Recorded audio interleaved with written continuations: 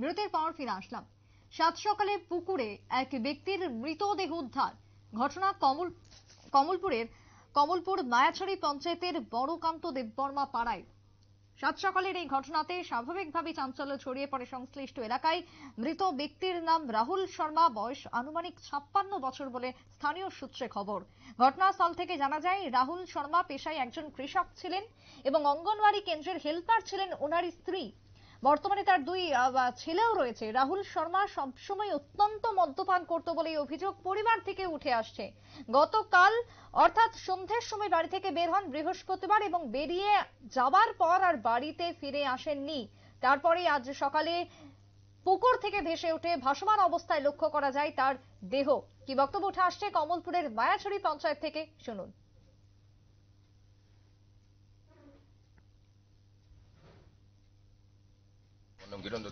এই জায়গাটার নাম কি? মায়াছড়ি। আচ্ছা, তো কি হয়েছে, কার বডি পাওয়া গেছে? এটা রাহুল শর্মা, পাড়ারই এক পাড়ারই একটু ড্রিঙ্ক করতো।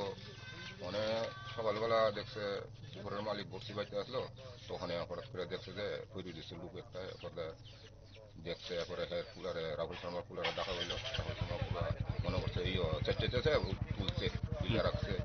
যে লোকটা এমনি কালো দোয়াই জোরবা করতো না, কোনো কেউ লোক ঝগড়াঝাটি করতো না, এমনি ভালো আসলো। কিন্তু ওই ড্রিঙ্ক করতো আর কোনো এমনিতে কি করে রাহুল এমনি তো শর্মা? কৃষিকাজ করে, যারা ছেলে আর বয়ে অমনাদি হেল্পার করে, দুই ছেলে আছে। আচ্ছা, তো এইটা কি মানে মনে হইতেছে কি মার্ডার না খুন করা হয়েছে নাকি না এমনি? না না না না না, খুন মনে হইতেছে। খুন হয়েছে, খুন না। অনেক সময় রাস্তা পয়টা থাকতো, তুলে নেওয়া হইতো। আর একদিনও 3-4 মাস আগে একটু সিনি কিনার করে আসলো, জলে পড়ছিল না, আমরা তুলে নিয়ে করে দিয়েছি।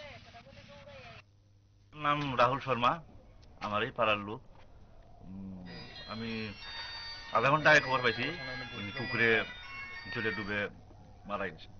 তো আমি এসে ওনার ছেলেকে জিজ্ঞেস করলাম রাত্রে বাড়িতে আসলেন, রাত্রে বাড়িতে আসছিল ভোর 4টায় বাজেছে।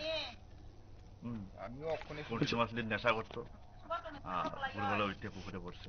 রাহুল শর্মা কি করতো? রাহুল শর্মা এমনি কৃষিকাজ করতো, ওনার বউ অঙ্গনওয়াড়ির হেল্পার। আচ্ছা, তো ওনার বাসা কোথায়? বাসা এখানে, বাবার নাম জ্ঞানচাঁদ শর্মা, লেট জ্ঞানচাঁদ শর্মা। ওনার কি ছেলে মেয়ে আছে? ছেলে মেয়ে আছে। কয় ছেলে কয় মেয়ে? দুই ছেলে। এমনি কি পুলিশ আইছে এখন পর্যন্ত? না, পুলিশ এখন পর্যন্ত আসেনি। পুলিশ আসছে, এখন হসপিটালে পাঠানোর ব্যবস্থা করতেছে।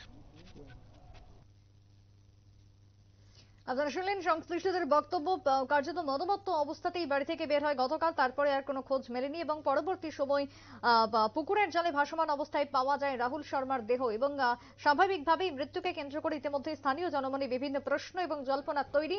তবে ঘটনার সুষ্ঠু তদন্তের পরই বেরিয়ে আসবে মৃত্যুর আসল রহস্য বলে স্থানীয়দের তরফ থেকে প্রতিক্রিয়া। একটা বিরতির পর ফিরে আসছে, সঙ্গে থাকুন।